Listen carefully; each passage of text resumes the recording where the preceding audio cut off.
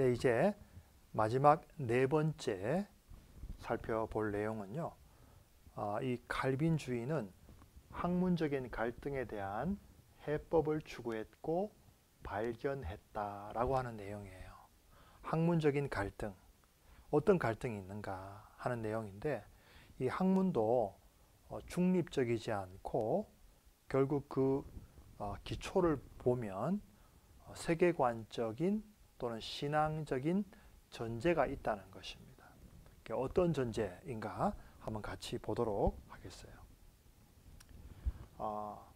가장 근원적인 갈등은 하나님과 그 말씀을 믿고 고백하는 사람들, 그리고 다른 면에서 그렇지 않은 사람들 간의 영적인 갈등이라는 것입니다. 여기에 보면 이신론도 나오고요, 범신론도 있고 자연주의가 있는데, 이건 어떤 차이가 있느냐 하면요, 이신론이라고 하는 것은 기독교적인 세계관을 받아들이는 것 같지만 하나님께서 이 세상을 만드신 것은 인정하되 더 이상 이 세상에 관여하지 않고 저 멀리 떨어져 계신다는 거예요. 그래서 마치 시계 공이 시계를 만들고 태엽을 감은 다음에 시계가 자동적으로 돌아가면 거의 더 이상 이 시계공은 시계를 간섭하지 않는 것과 같다는 것입니다. 그래서 하나님께서 이 세상을 만드신 것은 인정하되 하나님께서 지금도 우리와 함께 하시거나 이 세상에 관여하신다는 것은 부정하는 세계관이 바로 이 디이즘 또는 이신론이에요. 그 다음에 이제 판테이즘, 팬테이즘, 범신론은 모든 것이, 이 세상의 모든 것은 신이다, 신적이다, 그렇게 생각하는 세계관을 말합니다. 하나님은 어디든지 있다. 너무나 내재적인 하나님의 속성만을 인정하고 반대로 하나님의 어떤 초월성이라든가 이런 것들은 인정하지 않아요. 샤머니즘이라든가 또 힌두교라든가 이런 것들이 여기에 해당하고, 지금 현대인들이 많이 관심을 가진 뉴에이지도 이와 비슷해요. 자, 반대로 마지막에 내추럴리즘이라고 하는 자연주의는 뭐냐 하면 이 이원론에서 한 걸음 더 나아간 것인데, 이신론에서 한 걸음 더 나아간 것인데, 이 이신론은 하나님의 초월성은 인정한다 그랬죠. 그러나 자연주의는 하나님의 초월성도 인정하지 않고 하나님의 내재성도 인정하지 않아요. 그럼 어떻게 되겠어요? 결국 하나님은 없다는 것이에요. 이 디이즘이 강조하듯이 하나님의 초월성은 필요 없다는 것이에요. 더 이상 우리에게는 하나님이 필요 없고 자연 그 자체만으로 충분하고 그것이 전부라는 것입니다. 그러니까 뒤집어 말하면 이것은 무신론이고 물질주의에 해당하는 세계관이라고 할 수 있어요. 자, 이런 세계관과 삼위일체 하나님을 고백하는 세계관은 그 뿌리가 다를 수밖에 없는 거예요. 그죠? 그래서 이 두 다른 뿌리에서 발전한 학문들은 서로 궁극적으로 갈등 관계에 있다 하는 것입니다. 이것을 칼빈주의가 잘 발견했고 또 거기에 대한 해법을 추구했다. 해결책을 제시했다 하는 것입니다. 이것은 우리가 처음 시간에 보았던 어떤 갈등 이론이 아니에요. 이것은 단순히 신앙과 학문의 갈등이 아니라 오히려 모든 학문은 신앙에서 출발한다는 것이 핵심입니다. 그러니까 이 반대편에 있는 학문관도 그 궁극적인 뿌리나 전제는 신앙적인 내용이 있다고 하는 것이죠. 자, 조금 더 이제 자세히 볼까요? 모든 학문은 이런 신앙적 전제에서 출발하는데, 내가 누구인지, 내 의식이라는 것이 무엇이고 또 과연 내 감각이 정확한지 여기에 대한 믿음이 있어야 우리가 감각한 것을 진리로 받아들일 수가 있겠죠. 내가 어떤 것을 관찰했을 때 내 시력이, 내 어떤 관점이 그것은 올바르다는 것을 믿어야 이 경험적인 과학이 가능한 것입니다. 또 특별한 현상 뒤에는 숨은 어떤 보편적인 법칙이 있다고 하는 믿음이 있어야 과학에서 일반 법칙이 도출될 수가 있겠죠. 물론 또 우리가 살아있다는 믿음, 또 학문은 결국은 발전한다라고 하는 믿음, 자, 이런 다양한 믿음이 사실은 우리가 과학, 학문이라고 하는 것에 전제가 되어 있다 하는 것입니다. 그러니까 꼭 기독교적인 학문만이 어떤 신앙적 전제가 있는 것이 아니고 그렇지 않은 학문도 신앙적 그 전제 위에 서 있다는 거예요. 그래서 이것을 조금 더 구체적으로 표현한다면 진정한 갈등이란 과연 이 세상 만물이 우주가 정상인가 비정상인가 하는 거예요. 정상이냐 비정상이냐고 하는 것은 조금 더 깊이 들어가면 이런 것입니다. 자, 정상주의자, 정상이라고 생각하는 사람들은 사실은 창조라는 것도 사실은 부인합니다. 진화를 받아들여요. 이 세상은 원래 자연 그대로 정상인데 이 여러 가지 적자 생존의 법칙이라든지 약육 강식에 의해서 진화한다. 그렇게 생각을 하는 것입니다. 여기에는 어떤 기적도 물론 부인하는 거예요. 왜? 이것은 초자연적이라고 생각하니까. 자연법만 인정을 하는 것입니다. 그리고 우리 인간은 죄인이라는 것도 부인하고요. 예수 그리스도는 단순히 이스라엘 사람들이 가지고 있던 어떤 신앙의 표현이라고만 생각을 하지 모든 사람의 구세주라고 받아들이지 않는 거예요. 왜? 이 세상이 정상이기 때문에 죄의 문제를 해결할 필요가 없는 것이죠. 그리스도가 필요하지 않는 것이죠. 이것을 우리가 정상주의자라고 이제 카이퍼는 정의를 한 것입니다. 반대로 비정상주의다 하는 것은 이 세상은 지금 정상이 아니라는 것이죠. 왜?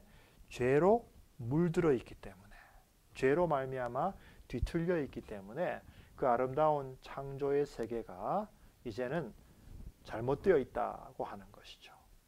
따라서 상대적인 진화는 인정해요.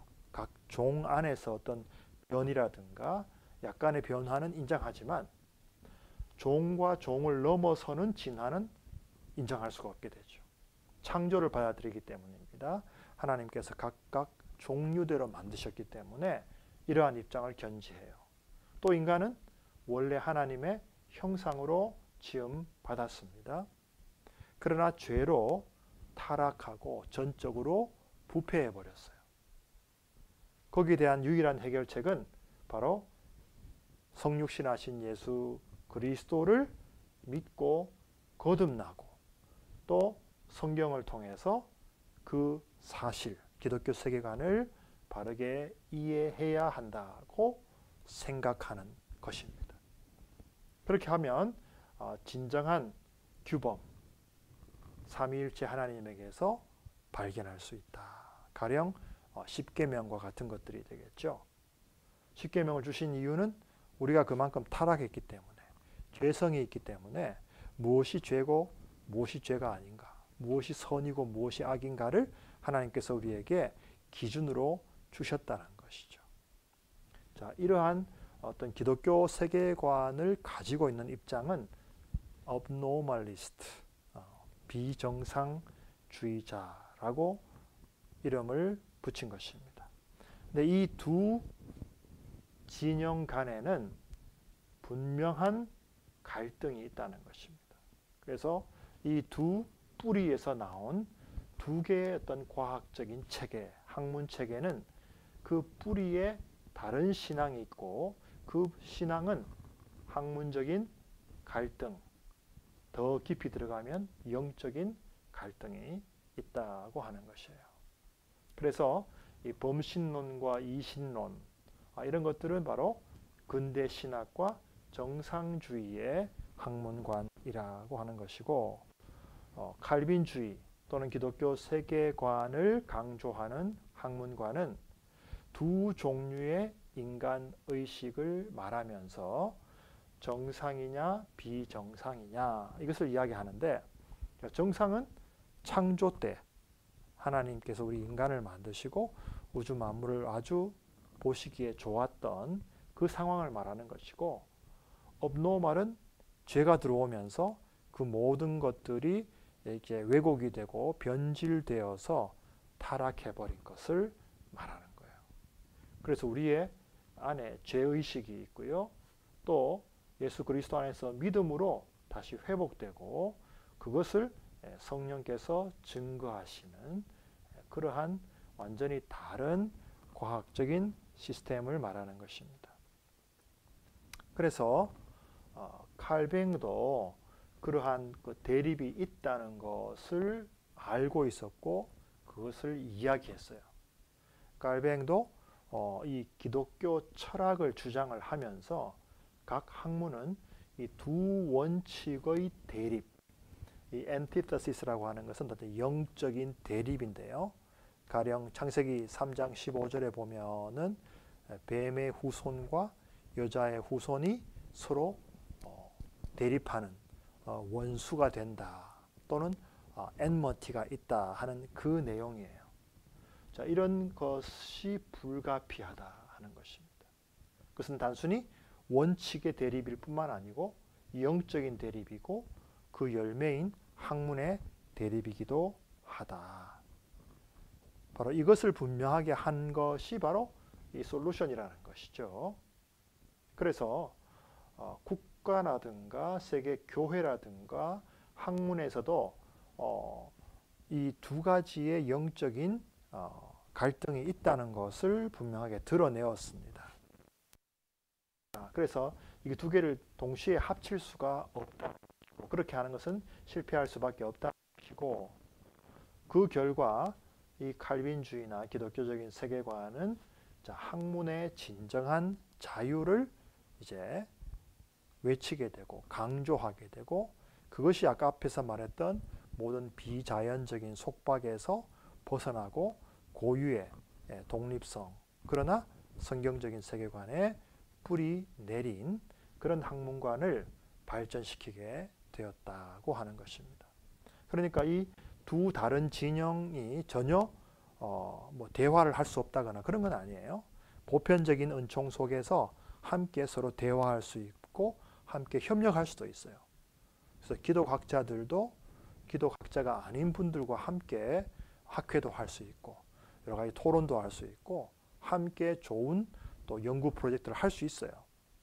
그러나 좀 더 이제 깊이 들어갔을 때 그 학문에 대한 해석이라든가 새로운 이론에 대한 적용이라든가 이런 부분에서는 입장의 차이가 또한 있을 수 있다는 점, 그것을 우리가 또 이해를 해야 된다 하는 거예요. 그래서 이런 부분들이 카이퍼에 의해서 잘 설명이 되었고, 그것은 바로 학문과 신앙이 서로 분리될 수 없고 통합될 수밖에 없다는 것을 잘 보여준 그런 강의라고 할 수 있습니다. 자, 이것은 이미 약 140년 전에 카이퍼가 프린스턴에서 강연한 내용이지만 지금도 매우 중요한 통찰력을 준다고 말할 수가 있고요. 이 카이퍼의 이러한 사상들을 더 그 다음 세대에 발전시킨 분이 누구냐 하면 바로 이 헤르만 도여베르트라고 하는 분이에요. 제가 첫 시간에 여러분들에게 소개했던 그 All of Life Redeemed라고 하는 웹사이트에 들어가면은 그러한 내용들을 잘 볼 수가 있고, 이제 제가 다음 시간부터는 이 헤르만 도여베르트에 대해서 더 자세하게 설명할 것입니다. 그래서 여러분들이 꼭 해야 될 것은 이제 카이퍼에 대해서도 충분히 좀 책도 읽고요. 그 다음에 도어벨트는 더 어렵기 때문에 제가 자료실에 올려놓은 도어벨트에 대한 논문이 있어요. 도어벨트의 생애와 사상에 관한 논문이 있으니까 그거를 꼭 읽어와야 돼요. 그렇지 않으면 제가 어떤 설명을 해도 여러분들이 아마 잘 못 알아들을 수도 있어요. 그러니까 이것은 꼭 여러분들이 예습을 잘 해오기를 바랍니다. 그리고 마지막으로 하나만 더 이야기하면 우리가 다음 주부터는 이제 오프라인으로 강의를 하게 되는데 여러분이 그 발표를 지금 두 학생이 지금 올렸죠. 근데 우리가 사실은 좀 진도가 빠르기 때문에 다음 주 화요일에 첫 번째 장 1장과 그 다음에 2장을 두 학생이 발표했으면 좋겠어요. 그래서 전반부에는 1장을 우리 한 학생이 발표해 주고 후반부에는 두 번째 학생이 2장을 발표해 주면 좋겠어요. 그렇게 제가 그 렉처 Q&A에 강의 Q&A에 제가 조금 더 수정을 할 테니까 미리 여러분들에게 말씀을 드릴 테니까요. 1장과 2장을 발표하는 학우들은 그렇게 준비를 해주고 아직 올리지 않은 학우들이 있죠. 우리 5명의 나머지 몇 장을 할 것인지 미리 올려주기를 부탁을 드립니다. 그래서 다음 주 이제 금요일에는 3장과 4장을 또 발표를 할 것입니다. 네, 오늘 이상 마치도록 하겠습니다. 감사합니다.